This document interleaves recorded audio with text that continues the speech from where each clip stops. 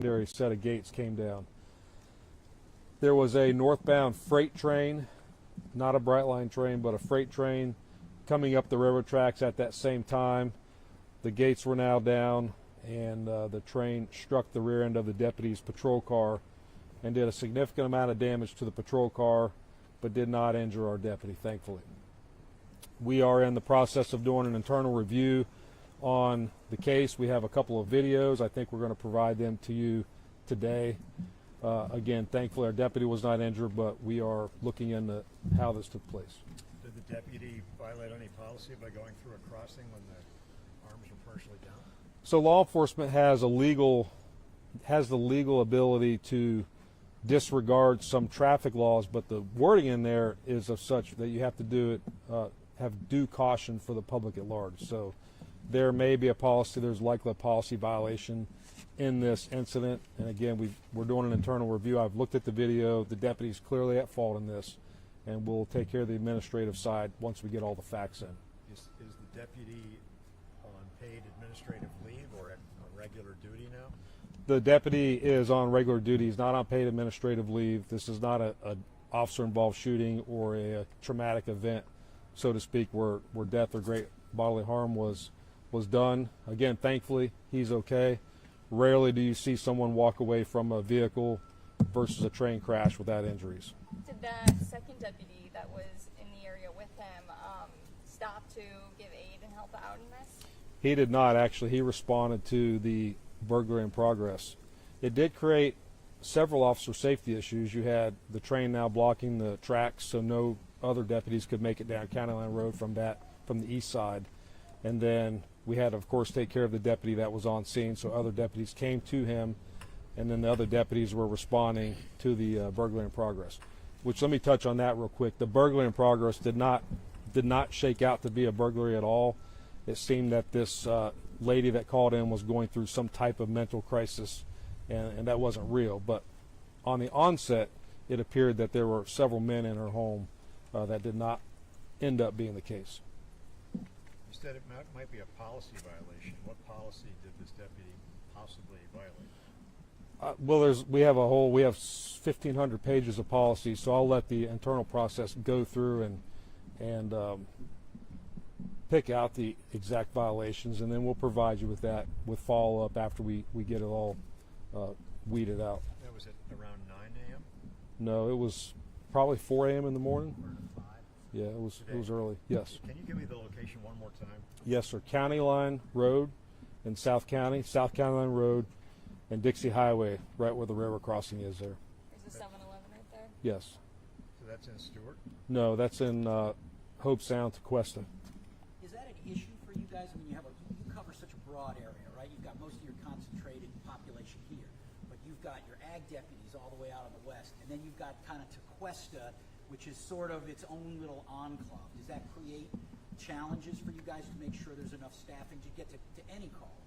It does, and you bring up a good point. Deputies are more heavily staffed in zones that have higher call volumes, or higher crime.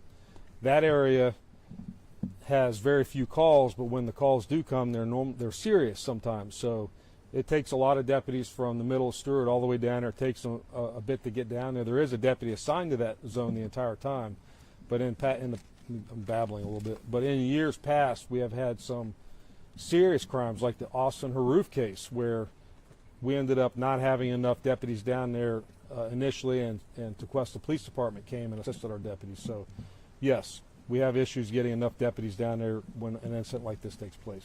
So we saw something like this happening in Delray Beach with their fire truck, right?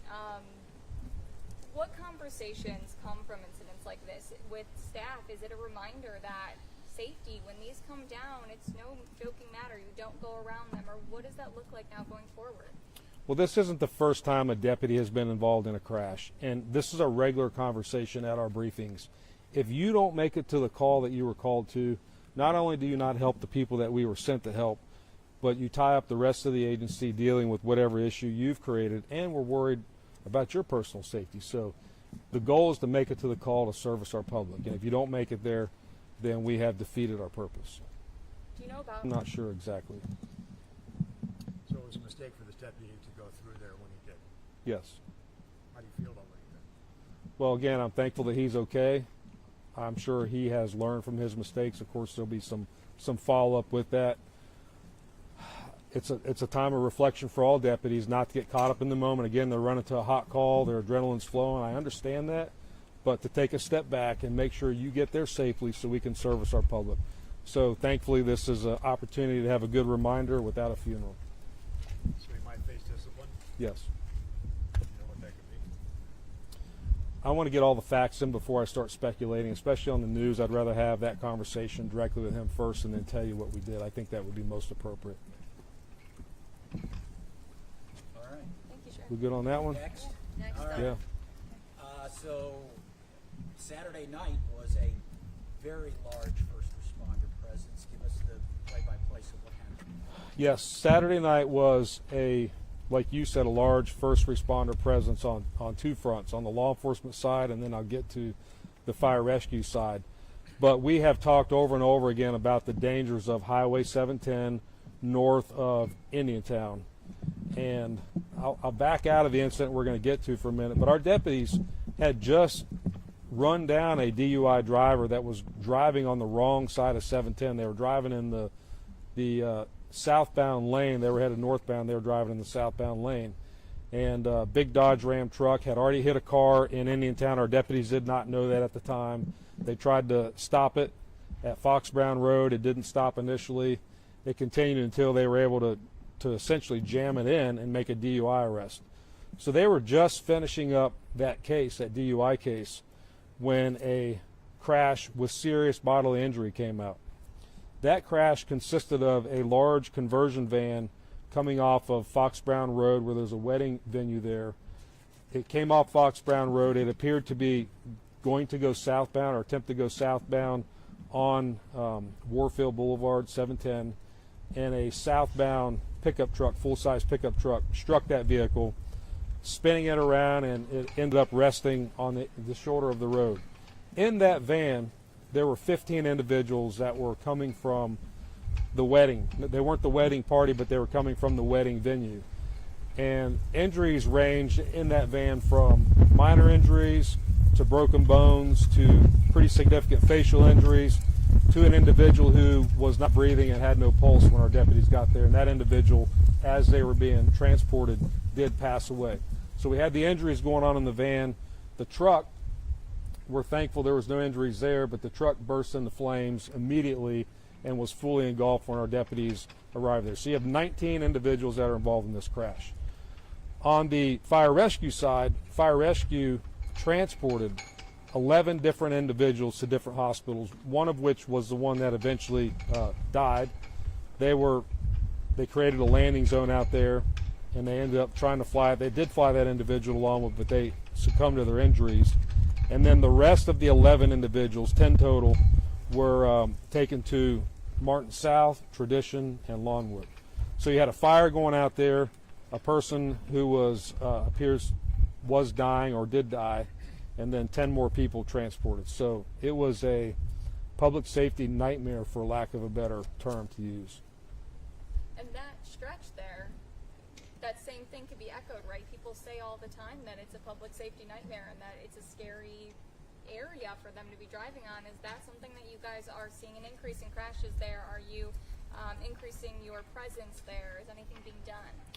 Yes, so when we talk to the residents out there, that's a recurring theme. Cars are going fast, they're not paying attention, and we have increased patrols. In fact, 2 weeks ago, we had a driver that we stopped at over 100 miles per hour while our deputies were doing patrol, and we had 3 crashes that morning while our deputies were there. Again, Saturday night, our deputies were out there doing patrols when this crash occurred. So, as I said last time, we cannot ticket our way out of this. We've got to educate the public. Driving down that road is extremely dangerous.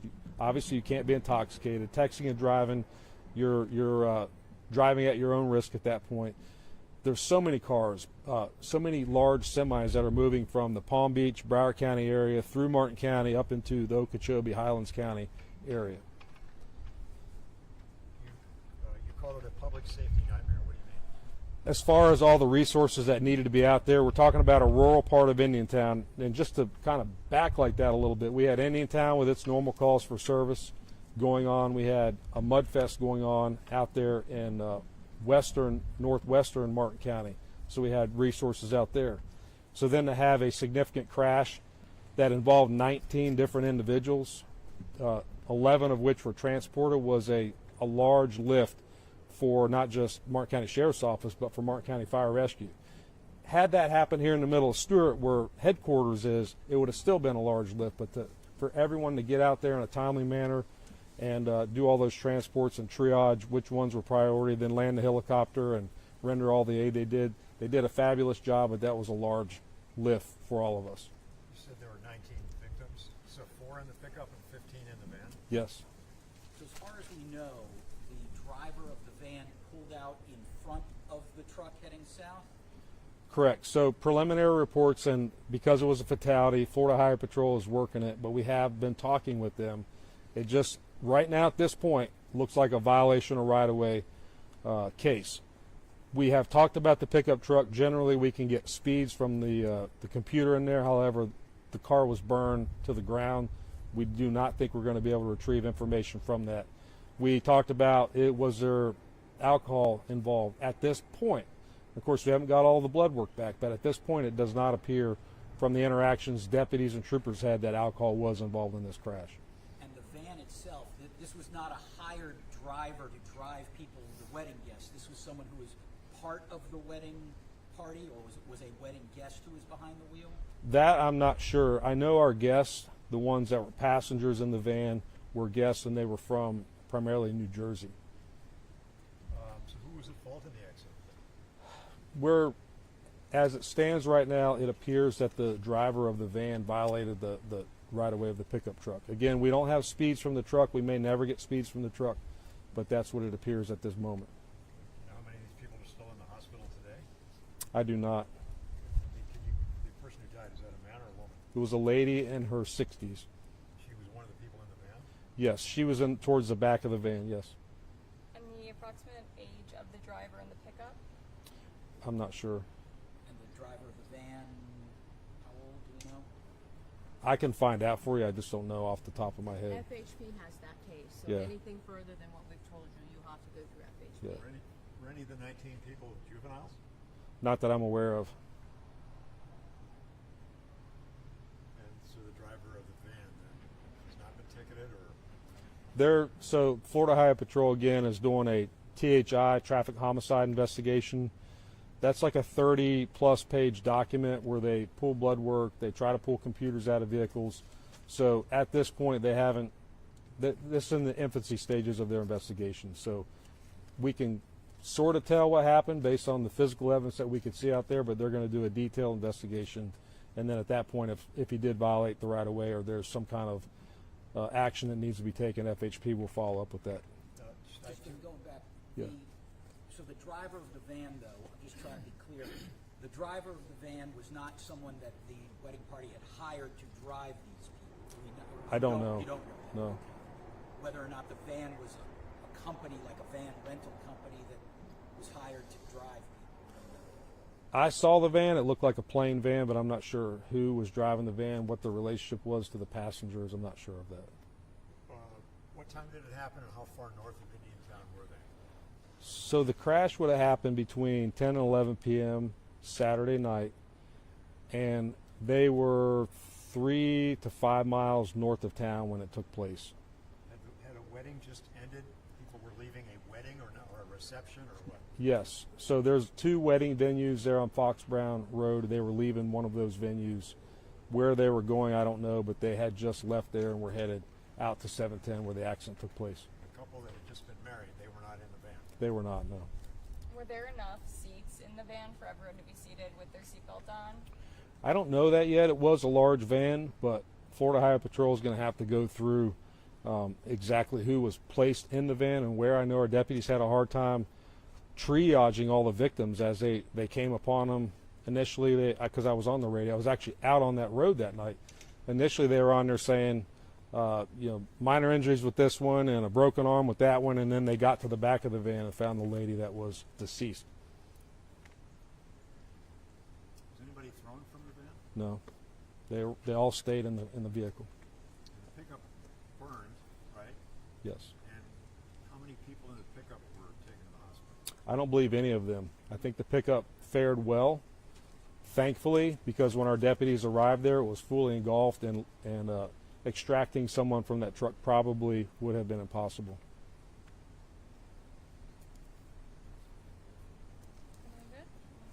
We good? Thank you, Chef. I appreciate it. You're welcome. That's Appreciate a you. full mouth of work there for you. Yeah. A lot of stories today.